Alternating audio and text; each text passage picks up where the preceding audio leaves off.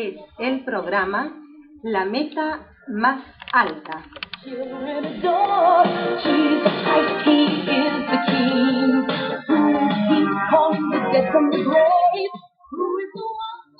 Espíritu, ven de los cuatro vientos y sopla sobre estos muertos y vivirán. ¿Necesita la Iglesia hoy un genuino avivamiento, extenso, profundo, completo? ¿Qué es un verdadero avivamiento? ¿Dónde se ven los resultados? ¿Qué lo trae? ¿Qué lo impide? ¿Y qué lo termina? Hola, queridos amigos, muy buenas tardes. Tal vez algunos de ustedes se han hecho muchas veces estas preguntas, o quizá no.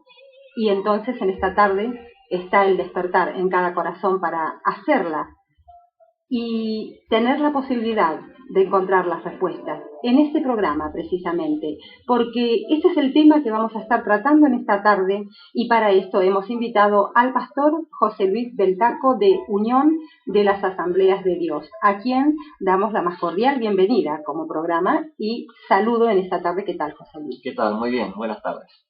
Bueno, es un tema tremendo. Yo estaba leyendo este pasaje de Ezequiel tan hermoso, ¿no es cierto? Cuando el Señor le dice a Ezequiel, profetiza. Profetiza sobre, o le pregunta primeramente si vivirán, ¿no? Si vivirán esos huesos secos, ¿no es cierto? Claro, entonces le dice el Señor, Ezequiel le dice, tú lo sabes. Y a veces nosotros también, cuando nos hacemos estas preguntas sobre avivamientos, tenemos que ir al Señor, porque Él lo sabe. Pero en esta tarde, José Luis, viste que yo hacía una serie de preguntas, sí, que tal vez muchas personas se las han hecho alguna vez, y porque hemos tenido despertares o movimientos o cosas, o tal vez un tipo de avivamiento, no sé, en la charla vamos a ir viendo. Y queremos saber realmente, yo pienso que muchas personas también lo quieren saber, ¿qué es verdaderamente un avivamiento? Que es lo primero que yo te quiero preguntar. Ajá. Bueno, yo creo que en el programa no vamos a poder explicar ampliamente todo esto, ¿no? Sí. Porque la verdad que es un tema muy profundo. Yo creo que es un tema constante que la Iglesia debería de estar más que tratando, experimentando, cierto, ¿verdad? Porque este es un tema, cuando uno habla de avivamiento lo tiene que hablar en base a una experiencia, ¿verdad? Y no en base a lo que uno puede leer como comentario de otros libros o lo que pasó en tal y tal lugar. Claro. Pero la pregunta es válida, ¿qué es un avivamiento? Y yo en primer lugar quisiera responder esta pregunta contestando qué no es un avivamiento. Muy bueno. ¿Qué no es un avivamiento? Nosotros normalmente en la Argentina, más que avivamiento, estamos acostumbrados a vivir movimientos. Ajá. Movimiento, ¿no? Sí. Y los movimientos normalmente son generados por personas que de pronto sí tienen un toque de Dios, una cierta unción de Dios, pero que empieza y termina, sí, ¿no es cierto? Entonces, está muy distante, muy lejos lo que es un avivamiento a un movimiento. Un movimiento lo genera un hombre, lo produce un hombre, sí, que con un poco de cierto carisma puede llegar a atraer grande cantidad de masas, cierto, ¿no es cierto? Pero bien sabemos todos que los movimientos comienzan un día y también terminan un día, ¿no?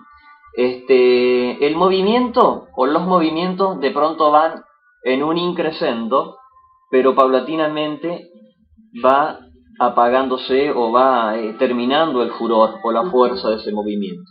El avivamiento es todo lo contrario, ya no es un movimiento, claro, ¿verdad? Es un avivamiento que viene como producto de que la Iglesia, porque hay una pregunta acá que dice,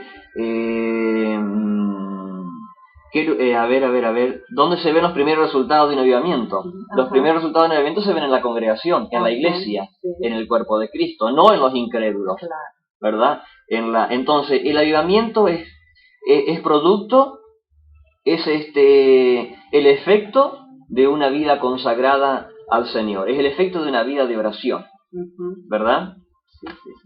Qué bueno, estaba leyendo que Fine y comentaba que es un nuevo comienzo de obediencia a Dios. O sea, es como volvernos a la palabra, volvernos a vivir, ¿no es cierto? Y vos decías, hablabas de oración, y bueno, es aquel que ora, dijo alguien, el que ora deja de pecar, y el que peca deja de orar. Deja de orar. Bien.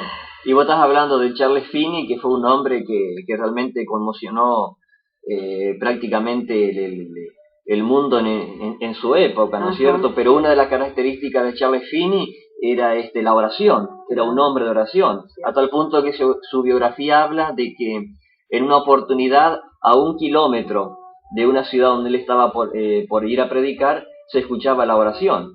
Dice que había metido la cabeza en un tronco, ¿verdad? En el hueco de un tronco, y era como un toro, ¿no? que gemía, y desde 1 kilómetro se escuchaba la oración de este hombre, que cuando llegó a ese pueblo o a esa ciudad había fuego, ¿verdad? Y los pecadores se convertían al Evangelio de Jesucristo, ¿no es cierto? Que es ahí donde se ve el genuino avivamiento, ¿no? Cambios en las vidas, claro. ¿verdad?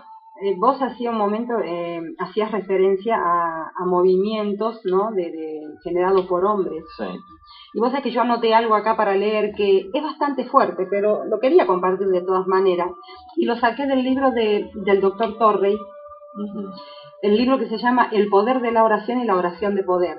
Y él habla en una parte así de avivamientos, cuenta, ¿no es cierto? Porque siempre que nosotros buscamos un tema, buscamos cosas sobre ese tema, ¿no es cierto? Cosas que otros han vivido, porque nos sirven. La misma Biblia dice que las cosas que se han escrito son para ejemplo, ¿no es cierto?, de nosotros.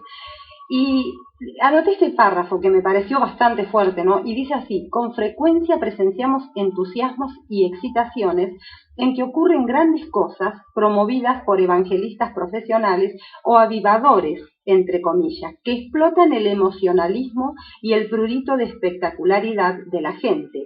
Estos, dice el doctor Torrey, son una plaga y no una bendición para el evangelio. Es bastante fuerte, ¿no es cierto? Es bastante fuerte, pero es una realidad, ¿verdad? De personas que de pronto llevan a un entusiasmo colectivo a la gente, ¿no es cierto? Ofreciéndole cosas, como que si el reino de Dios fuera ahí un supermercado y hay diferentes promociones, ¿verdad? Sí. Entonces se le ofrece a la gente, pero jamás se escucha decir, bueno, vengan a arrepentirse de sus pecados, cambien de vida, dejen el pecado, dejen esto, dejen lo... No, venga y llévese todo lo que usted pueda, claro, ¿verdad? Pero el avivamiento comienza por la casa de Dios, ¿verdad? Sí. La Biblia dice que el juicio va a comenzar por la casa de Dios, el avivamiento comienza por la casa de Dios, donde los corazones de los cristianos tienen que ser encendidos por el fuego del Espíritu, ¿verdad? ¿Y cómo surge el fuego del Espíritu en un cristiano? Bueno, es a través de la oración. Si no hay oración, es como vos decías, ¿no? El que no ora peca, y el que peca no ora. No. Así que la oración, yo diría que es una de las claves del avivamiento. Qué bueno. El Salmo 85:6 dice: ¿no volverás a darnos vida para que tu pueblo se regocije en ti?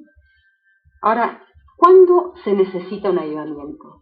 O sea, sabemos, ¿no es cierto?, que así, muy por encima, sabemos en qué momento podemos necesitar un avivamiento, pero ¿qué le podemos decir a las personas como referencia? El avivamiento lo necesitamos en todo tiempo. Vos imaginate que una iglesia que no tiene avivamiento es una iglesia muerta.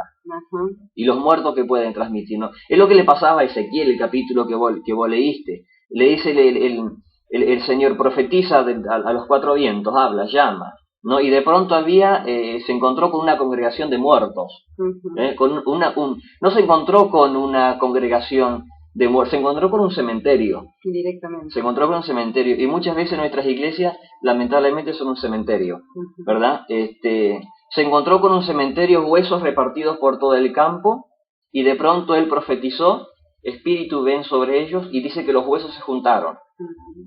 Los huesos estaban juntos, pero no había vida en ellos.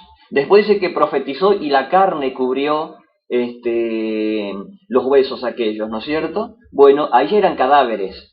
Y normalmente la iglesia está llena de cadáveres, no de personas con el fuego del Espíritu. Hasta que dijo, Señor, estos huesos, estos cadáveres vivirán. Y tuvo que profetizar, tuvo que pedir nuevamente el espíritu de vida en ellos, ¿verdad? Y yo creo que nosotros como iglesia tenemos que salir del estado cadavérico para entrar en un avivamiento constante. Tiene que ser permanente, permanente, sí, sí. permanente. Y no procurar el avivamiento en otras personas, sino que procurar el avivamiento personal en nosotros mismos, ¿no es cierto? Eso es producto de la oración, de la oración y de la oración. Le dijeron o le preguntaron, mejor dicho, a Billy Graham, ¿cuál es el secreto de una vida de poder? Y le dijo, primero la oración, segundo la oración y tercero la oración. No hay otra. O sea que la oración. Sí. Por ejemplo, compartís esto, sin un avivamiento los pecadores se irán endureciendo bajo la predicación. ¿Puede ser esto? Y sí.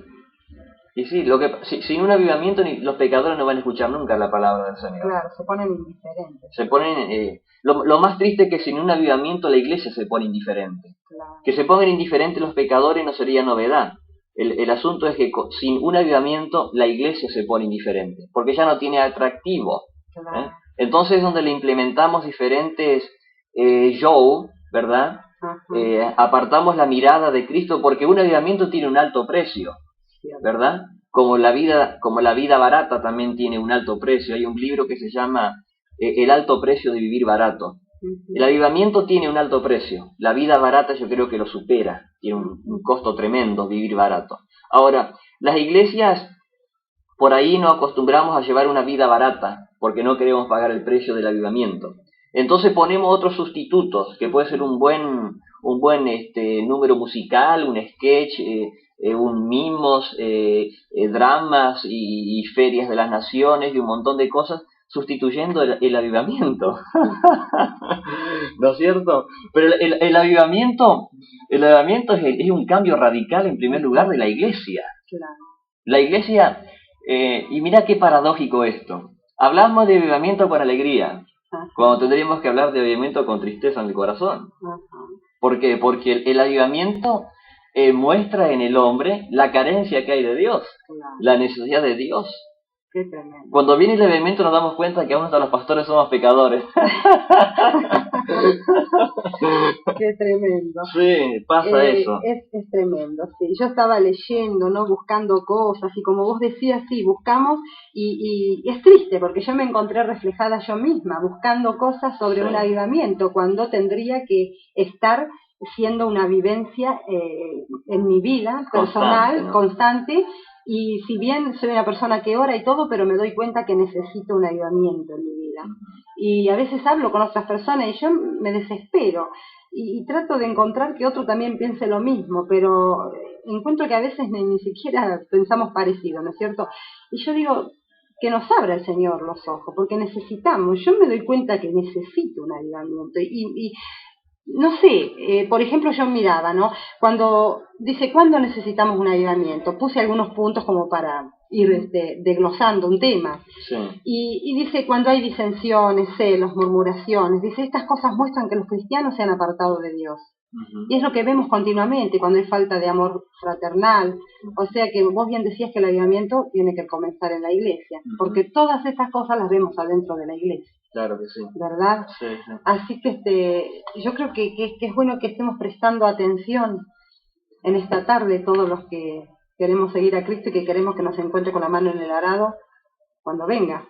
O sea que hoy me pasó algo extraño. Estaba en mi habitación a la tarde y estaba el cielo limpio, porque viste que a la tarde estaba el cielo despejado completamente, y de repente se comenzó a ver una nubecita, pero blanca, claro, le resplandecía el sol, entonces se veía, pero era chiquitita, me hizo acordar a la nube de Elías, porque era como el palmo de la mano, así una cosa chiquitita, y se iba subiendo así, ¿no?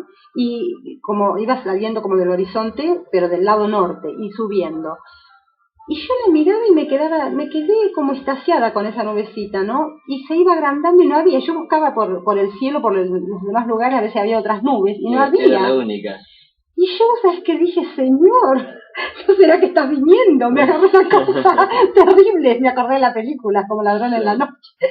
Bueno, y digo, me agarró una desesperación. Digo, Señor, qué tremendo. No, seguramente no vas a venir ahora porque dice que en el momento que no penséis, y yo estoy pensando que vas a venir. Claro. Pero ahí me agarró una desesperación y dije, Señor, prepáranos, que no nos quedemos ninguno, porque sería terrible que vengas en este momento. Claro. Hermoso y terrible a la vez. Claro. Por supuesto que, como decía Marcos Witt cuando estuvo dando la conferencia, que también él preocupado por este asunto, ¿no? Oraba al Señor y que, Señor, no vengas ahora, porque si vienes ahora no vas a poder levantar tu iglesia, va a ser un fracaso. El Señor le dijo que él jamás había fracasado. Claro. Y va a levantar su iglesia, pero quizás nosotros que estamos considerando una iglesia no estemos participando en ella. O sea Claro. que hay una iglesia que se va a llevar el Señor, de 10, de 15, de 100 millones, no sabemos. Claro. Pero una iglesia se va a llevar. Ahora vos me dijiste algo, Señor, preparanos para irnos contigo. Sí, es válida, pero no tanto. Sí, porque sí, es nuestra responsabilidad de estar preparados. Pero viste, te agarra como una desesperación en ese momento. En eso, Señor, preparanos, perdonarnos. Y lo que no hicimos en 40 años, o el arrepentimiento que no tuvimos en largos años, lo queremos tener en un segundo por miedo a quedarnos. Entonces, de pronto nosotros somos espirituales porque sabemos que hay un cielo y hay un infierno. Ajá. Me entrego a Cristo porque hay un infierno. Así vivo en el cielo. ¿Verdad? Y eludimos el resto de los compromisos que deberíamos decir... bueno, Cristo es mi única alternativa. Ajá. Cristo es mi vida. Y como consecuencia de haber recibido a Cristo no puedo quedarme callado del Evangelio que he recibido, ¿verdad? Y debería estar con dolor en mi alma por los cientos y miles de personas que se van al infierno cada día. Entonces, cuando el característica, digamos, característica de una persona que está en avivamiento es que no puede callar de predicar el Evangelio, ¿verdad? Una vida consagrada a Dios, una vida de oración. Una persona que se rebela contra el pecado, el mundo y Satanás. Una persona que está en avivamiento no es una persona popular. No es una persona que va a figurar en las tapas de los diarios y en las revistas más populares. Para nada. Una persona que está en avivamiento se transforma en una persona solitaria, corrida, echada. Una persona que está en avivamiento es una persona que pasa a sola con Dios, no que anda buscando compañía para orar en cultos famosos. No, es una persona que saca la cabeza como sacó el Juan el Bautista.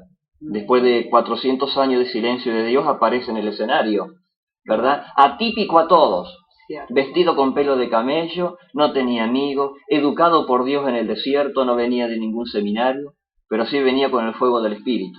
No hubo milagros, no hubo sanidades, no se levantaron los paralíticos, los ciegos no vieron, pero hubo una generación que le dijo: arrepentíos, generación de víboras, ¿y quién les enseñó a escapar de este siglo venidero? Y los bautizaban en el nombre del Señor. Esa era una persona que estaba en un constante avivamiento. Claro. Su ministerio duró apenas 6 meses, 7 meses, y después desapareció para ser llamado el más grande de los profetas delante del Altísimo. Y sin embargo perdió la cabeza, ¿verdad? Pero era una persona que no era muy popular, pero todos hablaban de Juan el Bautista. Cierto, cierto. Una persona que tenía el fuego del Espíritu. Y molestaba. La persona que está en esa condición molesta, como molestaba a Herodes hasta en el palacio, llegó a molestar, ¿no es cierto? Estaba, por ejemplo, te quería preguntar cuándo puede esperarse un avivamiento. Yo había notado cuando los cristianos tienen un espíritu de oración, pero ¿qué es un espíritu de oración? Qué pregunta que te hago. ¿Qué es un espíritu de oración? Mira, mientras nos quedamos pensando en esto, que es un espíritu de oración, para que también estén pensando nuestros amigos, vamos a escuchar a Ricardo Bedrosian, que nos va a cantar Aviva tu obra.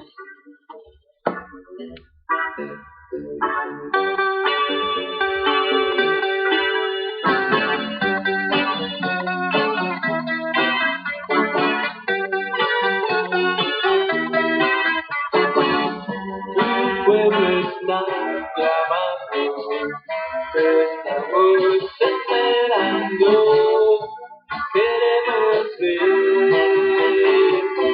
lo que vas a hacer.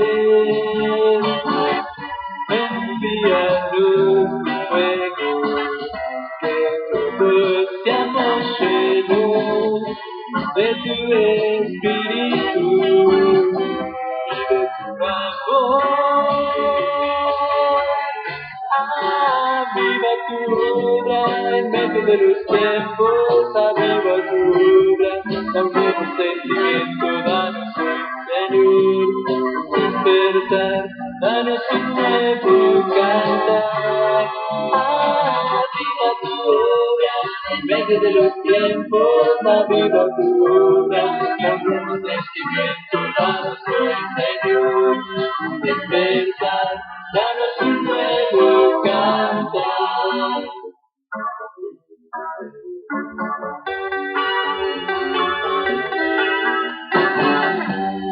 Tu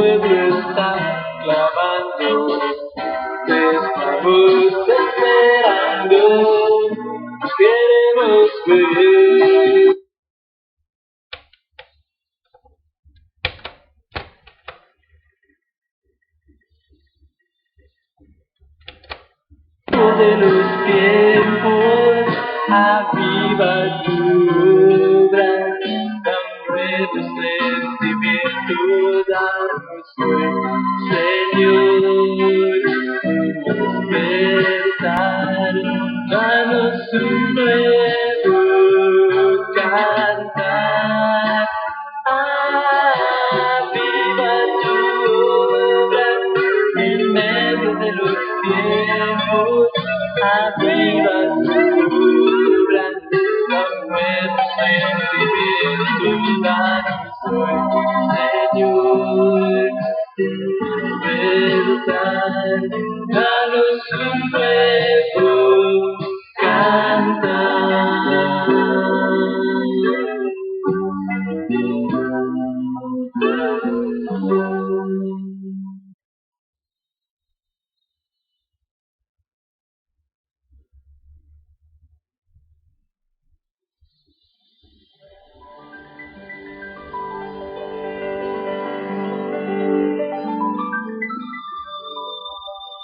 Seguimos en la meta más alta, estamos tratando el tema avivamiento y está con nosotros el pastor José Luis del Taco de Unión de las Asambleas de Dios. Agradecemos a la persona que llamó por teléfono y bueno, gracias por estar escuchándonos y deseamos que sea de bendición lo que estamos hablando. José Luis, te había hecho una pregunta porque decíamos cuándo puede esperarse un avivamiento y también decíamos que se daría cuando la gente tiene un espíritu de oración. ¿Y qué dirías vos que es un espíritu de oración? A ver, o cómo nos... Bueno, el avivamiento el avivamiento no se debe esperar, se debe vivir. Ese es el asunto, que a veces esperamos, Ajá. ¿no es cierto? Cuando deberíamos de estar ya disfrutándolo, ¿no es cierto? Disfrutándolo o de pronto experimentándolo. Siempre estamos esperando cosas que nos visiten de Dios, cuando la Biblia dice que ya todo fue dado. La cuestión es experimentarlo, ¿no es cierto? Y un espíritu de oración es una vida de oración, ¿no es cierto? Un espíritu de oración, o mejor, tener espíritu de oración, que lo comparto en parte, pero yo creo que la mayoría hablamos de ese código, espíritu de oración. Espíritu de oración es cuando uno tiene una vida de oración constante, ¿verdad? Cuando uno ama la oración, y no solamente ama la oración, sino que ama el estar con Dios. Sí. Y la manera de estar con Dios, la manera de estar con el Hijo y con el Espíritu Santo es hablando, es dialogando, sí. No meramente monologando o tener un monólogo con Dios, ¿verdad? Bueno, si tengo un monólogo no lo tendré con cualquier cosa menos con Dios. Claro. Monólogo es cuando una persona habla y el otro escucha, claro. ¿Verdad? O mejor dicho, hablo y no dejo hablar. Que claro. Muchas veces nuestras oraciones se transforman simplemente en un monólogo y no en un diálogo. Cuando hay espíritu de oración hay un diálogo con Dios, hay una conversación con Dios, hay tiempos en secretos con Dios, ¿verdad? Es cuando uno se mete en su lugar privado y allí desnuda el corazón a Dios para que Él lo maneje, lo lleve, lo arregle, lo desarme, ¿verdad? Y lo vuelva a acomodar a su manera. Es entregarse, es rendirse en las manos de Dios en oración, ¿verdad? Es hablar con Dios, entablar una conversación con Dios, ser sinceros con el Señor, ¿verdad? El espíritu de oración no es que hoy estoy motivado porque leí un buen libro y mañana se terminó porque ya no me acuerdo lo que di en el libro. El espíritu de oración no es, después de haber salido de un culto de oración inspirado por el pastor, ir a casa a orar 3 horas y a la semana siguiente no orar ni siquiera 5 minutos. Claro. El espíritu de oración no nace cuando yo tengo una tremenda necesidad y después de que el Señor la suplió ya no me acuerdo más de Dios. El espíritu de oración es una constante, claro. ¿Verdad? Es una constante que está en los buenos y en los malos tiempos, antes y después del culto de oración, antes y después de un buen libro. Es una constante. Es cuando una persona está impregnada con las cosas del Espíritu. Claro. Es cuando una persona está llena del Espíritu Santo. Es cuando tiene un espíritu de oración. La persona que no tiene el fuego del Espíritu no puede tener jamás espíritu de oración.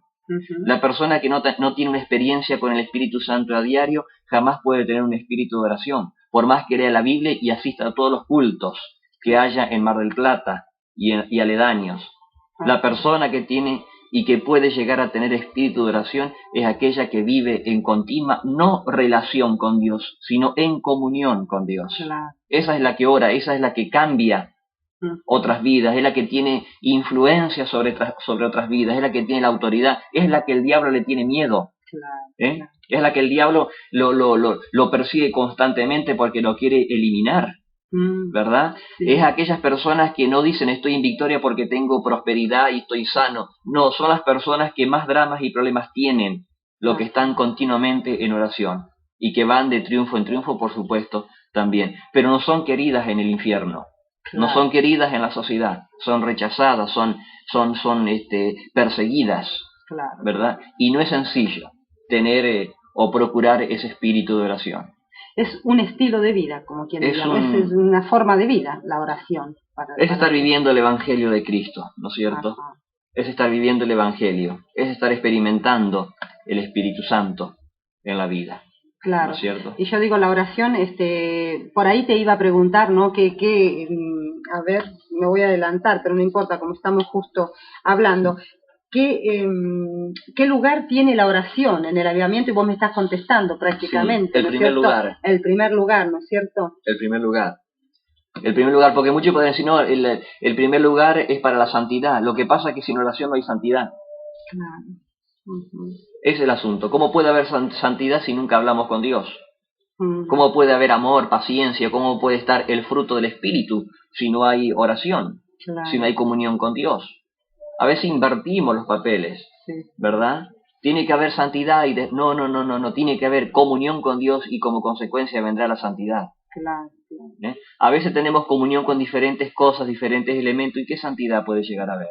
La santidad viene como consecuencia de la comunión con Dios, no como consecuencia de un buen libro o como consecuencia de que yo sé que debo ser santo. Claro. Todos sabemos que debemos ser santos, pero es imposible ser santos sin estar en comunión con Dios. Esa es la realidad. Yo no puedo vivir una vida en santidad si no hay comunión con Dios. No puedo tener espíritu de oración si no hay comunión con Dios. Todo se desglosa y se desprende de ahí. La comunión con Dios, como consecuencia vendrá espíritu de oración, santidad y muchas cosas más. Por eso la oración es el primer paso para procurar y conseguir el avivamiento. Y es estar, como dice un pasaje, en el secreto de Jehová, conocer, porque la persona que ora va a conocer los tiempos de Dios o lo que Dios quiere hacer, ¿no es cierto? Como le dijo Dios a Jeremías, clama a mí, yo te responderé y te mostraré cosas grandes y ocultas que tú no conoces.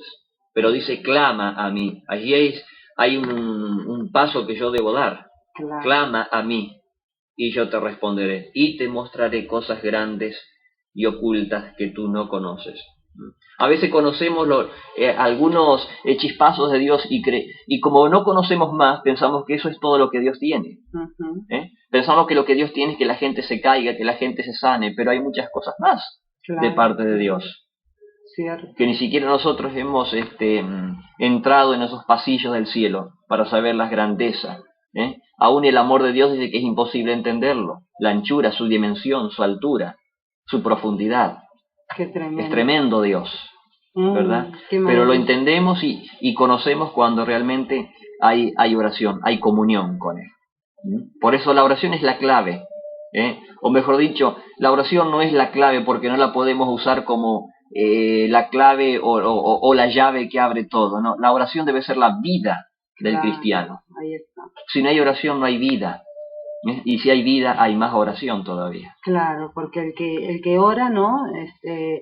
Quiere orar más. Y aún pasa al revés, que a veces cuando uno empieza a dejar de orar, cada vez tiene menos ganas. Cada vez, ¿no? Tiene menos deseos de orar, exactamente. Qué cosa, qué tremendo. Es así. Y José Luis, por ejemplo, es como un retornar a lo mismo, ¿no? Pero realmente que, ya que no podemos tratar todo, como decíamos, porque es muy amplio el tema de avivamiento, ¿no es cierto? Pero sí algunas cosas queden claras para los que nos están escuchando. ¿Y cuáles, por ejemplo, son obstáculos para un avivamiento? Dejando, por ejemplo, la oración, ¿no es cierto? Que sabemos que si no se ora, por supuesto, sería el obstáculo mayor. Claro. Pero aún habiendo personas que oren, ¿cuáles podrían ser obstáculos para que Dios no envíe un avivamiento? A tu entender. A mi entendimiento, bueno, la falta de oración. Fundamental. Yo lo sintetizo en eso. Falta de oración, obstáculo fundamental para que no haya avivamiento. Pero podríamos hablar de una iglesia tibia. Una iglesia tibia. Una iglesia conformista, que le pasaba a la de la Odisea, que tenían todo y a la vez no tenían nada. Desnudos y pobres desventurados. Decían no tenemos necesidad de nada, pero no tenían... Le faltaba todo, le faltaba la comunión. que lo que les faltaba el primer amor con el Señor. Claro. Entonces de pronto podemos tener una gran iglesia, grandes elementos, grandes cantidad de obreros, grandes cantidad de espigas o de familias bíblicas y qué sé yo, y un gran programa de radio y televisión. Pero si nos falta el primer amor no tenemos nada. Claro. No tenemos nada, absolutamente nada. Entonces, uno de los obstáculos para el avivamiento es la falta de oración y la tibieza que hay en los cristianos y el conformismo, el conformarnos por los grandes logros materiales que logramos, los grandes logros que hemos alcanzado, grandes equipos, grandes salones, grandes aulas, grandes conferencias, grandes, y nos va a pasar como le dijo el Señor a los de la Odisea, no tienen nada, son miserables porque han dejado su primer amor. Qué tremendo. Eso es lo más drástico, lo más agresivo de Dios, y por lo tanto, dijo el Señor, los vomitaré de mi boca. Por eso vengan a mí, compren colirio, compren lino fino, compren de mí colirio para que se abran vuestros ojos, para que se cierren los ojos a las vanidades, a las grandezas de esta vida, y se puedan abrir los ojos a las cosas espirituales, que esas son eternas, porque todo pasará, menos las cosas del espíritu. Entonces nosotros decimos, Dios me está bendiciendo porque tenemos grandes cosas, o porque tengo un buen trabajo, o porque tengo plata en el bolsillo. Pero podríamos decir que Dios me está bendiciendo cuando estoy ganando almas para su reino, cuando llevo una vida consagrada a Él, una vida dedicada a Él, una vida donde las cosas para mí son pasajeras, secundarias, y lo tenemos por basura, y en primer lugar está Cristo. Eso es cuando una persona realmente está en avivamiento, y eso que yo he mencionado, negativo, son los obstáculos para el avivamiento. Cuando la persona, en vez de entronar a Cristo, se entrona a ella misma, como el gran pastor, el gran siervo, el gran evangelista, el gran pensador, el gran administrador, cuando debería ser Cristo el Señor y dueño y amo absoluto de todo. Esos son los obstáculos, un corazón frío, un corazón conformista, un corazón que le falta la oración y el fuego del Espíritu. Los grandes obstáculos. Y ambicioso quizás de logros materiales, como vos decías. Vos fíjate que la iglesia cuando menos tuvo es cuando más creció. Claro. Sí. La iglesia que no tenía morada fija, no tenía templo, no tenía lugar fijo, fue cuando creció. Y cuando se conformaron con lo que tenían es cuando vino la persecución. Y ahí fue cuando la iglesia creció. A veces nosotros decimos que el Señor sea esparcido por todos los rincones del universo, y nosotros somos los culpables de detener el movimiento de Dios, porque lo escondemos en el templo al Señor. Al Espíritu lo queremos limitar a las organizaciones terrenales. El Espíritu se mueve en las iglesias pentecostales y en las iglesias no pentecostales no se mueve. No, el Espíritu está libre. El Espíritu va a cambiar a los mormones, los espiritistas, a los brujos, a los curanderos, a los hechiceros. También va a cambiar a los evangélicos. Amén. Los tiene que cambiar.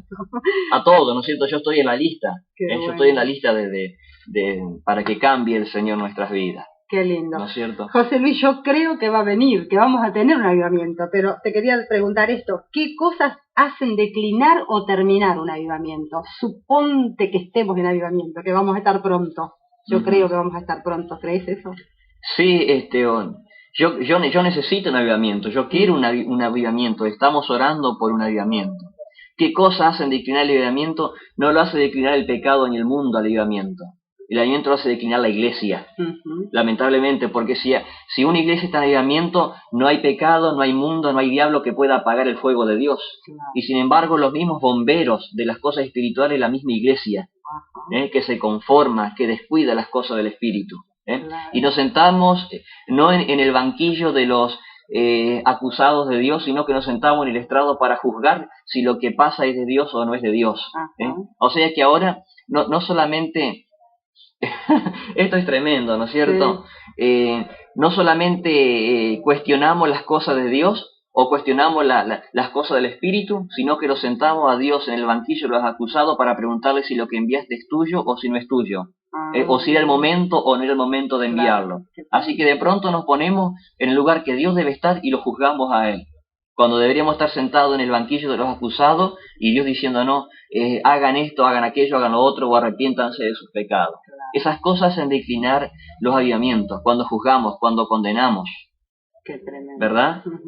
Esas son las cosas fundamentales que hacen declinar el avivamiento. Y ya digo, no es el pecado, no es el diablo, no son los demonios, sino que es la misma iglesia la que hace declinar el avivamiento de Dios. ¿Por qué? Porque avivar, ¿qué significa avivar? Avivar no significa echar fuego, sino que significa echar combustible al fuego para que arda.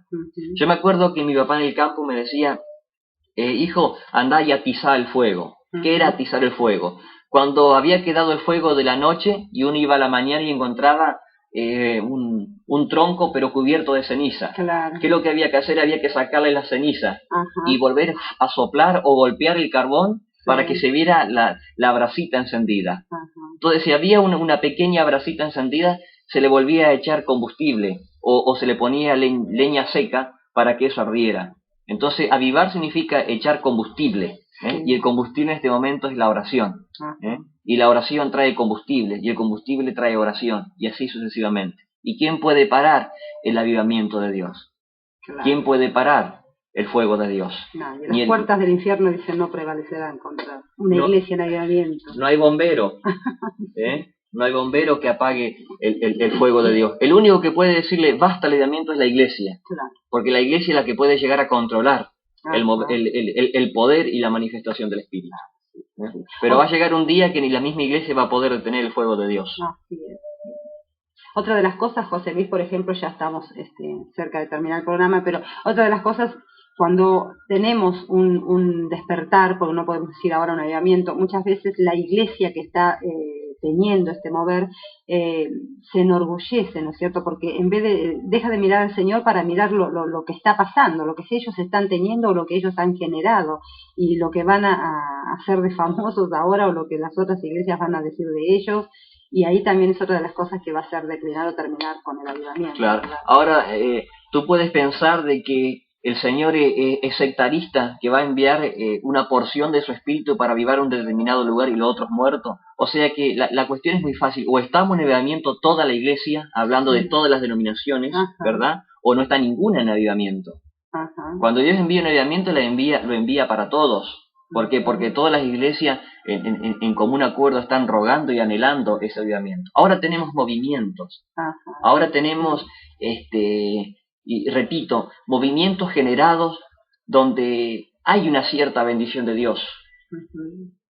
¿Sabes cuándo va a llegar el avivamiento? Cuando veamos los templos abarrotados de gente llorando, no por sanidad, sino que llorando porque el pecado y las manchas en su alma es tan grande que no van a saber cómo sacárselo.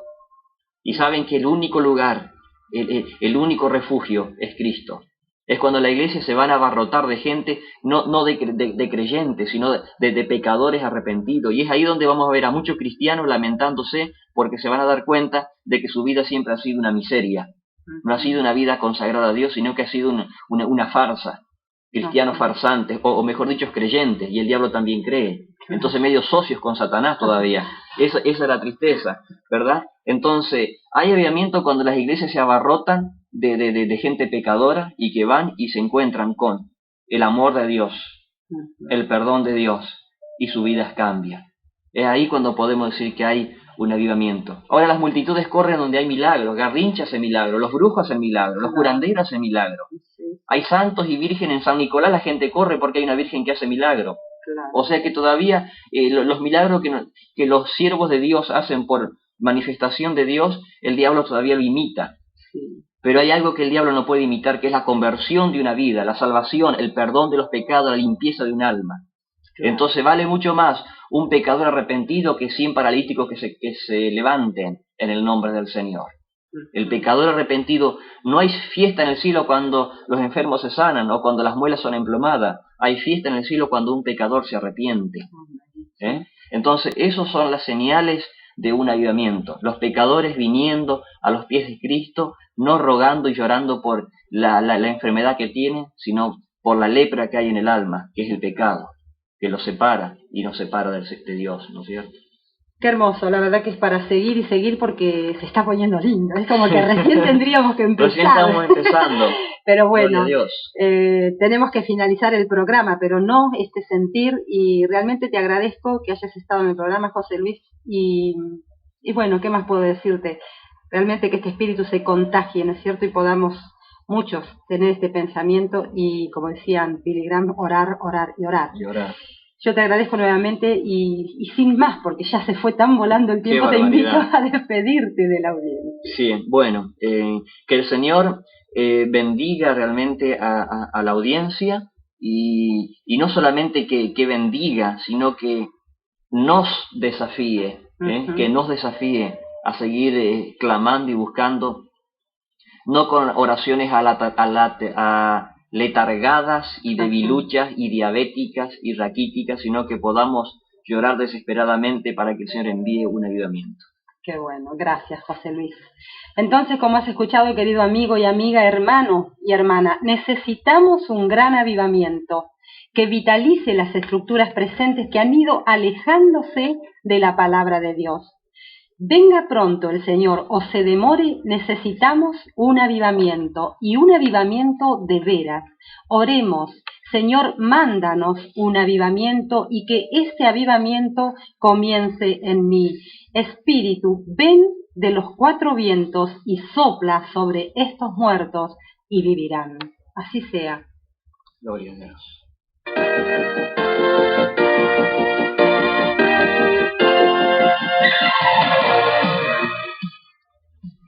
Esto fue La Meta Más Alta.